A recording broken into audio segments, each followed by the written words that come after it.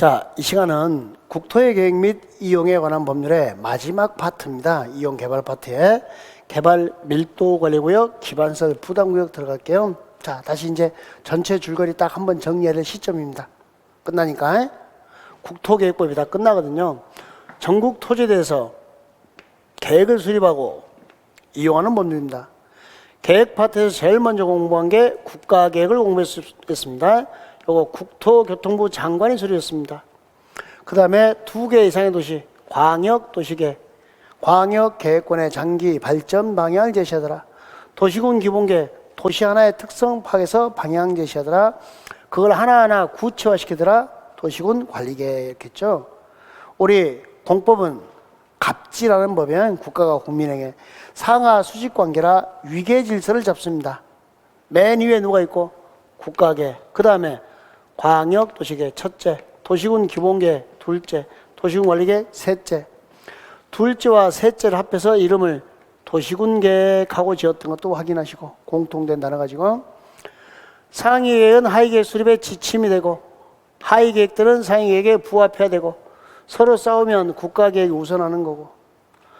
광역도시계획은 도시군 기본계획 수립의 지침, 도시군 기본계획은 도시군 관리계획 수립의 지침이 되고, 도시군 관리계획은 도시군 기본계획에 부합, 도시군 기본계획은 광역도시계획에 부합. 1번 계획과 2번 계획이 싸우면 1번이 우선, 2번과 3번이 싸우면 2번이 우선, 이렇게 됐죠. 자, 이렇게 방향 제시하면 하나하나 구체화시켜 뚫어 하는 게 도시군 관리계획. 용도 지역을 지정하고, 용도 지구를 지정하고, 용도 구역을 지정하고, 이렇게 토지의 쓰임새를 정해주면 거기에다가 기반설의 배치 규모를 정해주고, 난개발을 방지하기 위해서 지구 단위 계획 수립하고, 입주규제 최소구역 나오고, 개발사업과 정비사업은 신도시를 만든 거죠. 헌도시를 정비하는 거죠. 여기는 재개발, 재건축, 여기는 신도시 개발 해서 도시개발법, 도시 및 주관경 정비법 2편, 3편에서 공부하도록 되어 있습니다.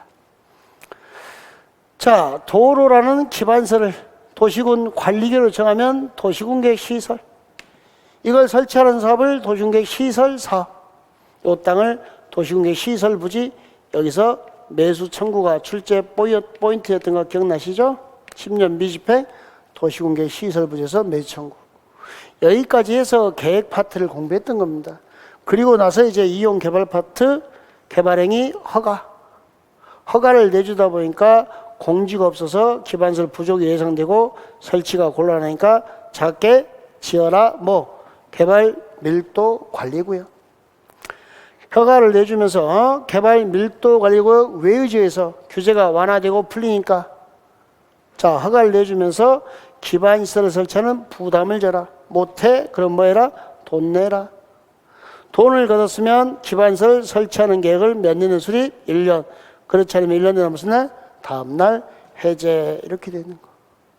자, 거기서 이제 개발 밀도 관리구역과 기반설 부담구역 마무리하도록 하겠습니다. 자, 개발 밀도 관리구역 첫 번째, 지정권자 허가를 내어주면서 특별시장, 광역시장, 특별자치시장, 특별자치도지사, 시장, 군수 6명의 도시의 우두머리가 허가를 내주면서 작게 지어라 라고 지정을 했죠. 어디에다가? 주거지역, 상업지역, 공업지역, 이미 개발된 땅에다가 이렇게 지정했습니다. 두 번째, 지정 기준, 무슨 기준 하면 누가 정하죠? 국토교통부 장관이 정합니다. 도로나 수도나 학교나 하수도나 이게 부족할 걸로 예상되는 지역에 설치가 곤란하면 지정한다라는 거. 지정 절차입니다. 지정 절차는 여러분 일반적으로 계획이 아니라 조그만 구역이나 이런 지정 절차는요, 이렇게 있어요. 의심은 가라, 보통 의심고로 됐어요. 그게 무슨 말이냐면, 조그만 구역이나 이런 거 지정하는 것은 의견 청취하고 심의하고 고시, 그래서 의심은 가라, 의심고 이렇게 됐어요. 그런데 개발 밀도 관리구역은 의견 청취가 없습니다. 주민 의견 청취가. 왜 의견 청취가 없냐? 대책이 없습니다.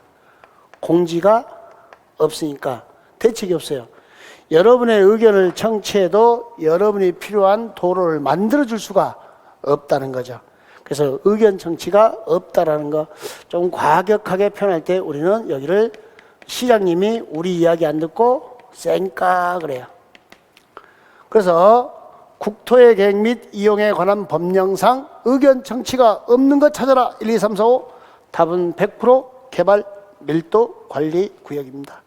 이렇게 해두시면 되겠고, 지정 고시의 효과, 건폐율 또는 용적률을 강화한다 이렇게 됐습니다. 근데 우리 시행령에서 대통령 이용에서는요, 용적률 최대 한도의 50%까지 강화합니다. 용적률 최대 한도의 50%까지 강화 이렇게 되는 거 알아두시면 되겠습니다. 예. 자, 이제 기반시설 부담구역 들어갈게요. 돈 내라죠. 자, 누가 지정하는가요? 기반시설 부담구역? 특별시장, 광역시장, 특별자치시장, 특별자치도지사, 시장, 군수 6명의 도시의 우두머리가 지정을 하고 있습니다. 그런데 어디에다 지정하냐 그러니까 지정하여야 한다. 의무 1번에 이 법 또는 다른 법률의 재개정에서 행위자니 못되거나 완화되거나 못되는지요? 해제되는지요? 두 번째, 이 법 또는 다른 법률에 따라 지정된 용도 지역 등이 변경되거나 못돼요? 해제돼요? 행위자니 못되는지요? 완화. 세 번째, 개발행위 허가 건수가 몇 프로 이상 증가한지요? 20%. 네 번째, 인구 증가율이 몇 프로 이상 증가한지요? 20% 이상. 개발행위 허가 건수 인구 증가율이 몇 프로 이상 증가했다고요? 20% 이상. 완화, 해제 20%. 이렇게 기억하시면 되겠습니다. 꼭 알아두시고 지정 의무 대상. 지정 절차는 이렇게 조그만 것의 지정은 의견 청취, 심의, 고시, 의심고라 그랬잖아요. 기반시설 부담구역은 장래 개발 집중이 예상되니까 아직 공지가 많죠. 우리의 의견 들어서 우리가 필요한 시설을 만들어줘요. 근데 개발 밀도 관리구역은 공지가 없어요. 우리의 의견을 들어도 대책이 없어요. 설치할 수가 없다는 거죠. 그래서 여기는 의견 청취가 없었어요. 개발 밀도 관리구역은. 그러나 기반시설 부담구역은 이렇게 의견 청취를 가지고 있다는 거. 교차형 문제 조심하시고 심의와 고시 절차를 거치고 3번에 기반시설 설치 계획을 수립합니다. 자, 기반 설치 계획은 특별시장, 광역시장, 특특시장 군수가 수립하고 기반시설의 설치 계획을 수립했으면 설치 정비 계량은 도시군 관리계획 내용이니까 관리계획에 설치 계획을 반영하여야 한다 이렇게 되어 있습니다. 네 번째, 기반시설 부담구역 지정하면 기반 설치 계획까지 1년, 그렇지 않으면 1년 된 날 다음 날 기반시설 부담구역은 해제된 것으로 본다. 다섯 번째, 기준하면 누가 정하고요? 국토교통부 장관이 정한다 이렇게 되어 있습니다. 자, 그 다음에 기반설치 비용 부과 대상은요. 자, 우리 단독주택이나 숙박시설 등 대통령 정한 시설로서 얼마 초과해서 200제곱미터를 초과해요. 신축, 증축. 200제곱미터 초과해서 신축, 증축. 그러면 설치 비용 부과 대상. 200제곱미터 초과해서 건축행위를 하는 자가 납부하도록 됐네요. 그러면 기반시설 설치 비용에 납부하고 됐는데요. 자, 기반 설치 비용은 누가 납부했죠? 건축행위를 하는 자가 납부합니다. 건축행위를 먼저요? 하는 자 하는 거 알아두시고 납부 시기. 자, 납부 시기는 납부 시기는 허가 받은 날부터 자, 건축허가 받은 날부터 2개월 내에 부과합니다. 2개월 내. 허가 받은 날부터 2개월 내에 부과하고 자, 언제까지 납부할래? 그러니까 사용승인 신청 시까지 납부합니다. 허가 받은 날부터 2개월 내에 부과하고 사용승인 신청 시까지 납부하고 자, 체납하면요. 지방 행정 제재점 부과금의 징수에 관한 법률에 따라 징수한다. 이렇게 되어 있습니다. 자, 1번 확인학습입니다. 특별시장, 광역시장, 특별자치시장, 특별도지사, 시장, 군수는 주거, 상업, 공업지역의 개발에 인하여 기반설, 처리, 공업성능이 부족할 걸로 자, 못되고 예상, 설치가 용이에요? 곤란이에요? 곤란한 지역에 개발 밀도를 지정할 수 있다. 틀렸죠? 용이하고 감정평가사에 기출됐던 문제입니다. 곤란한 지역입니다.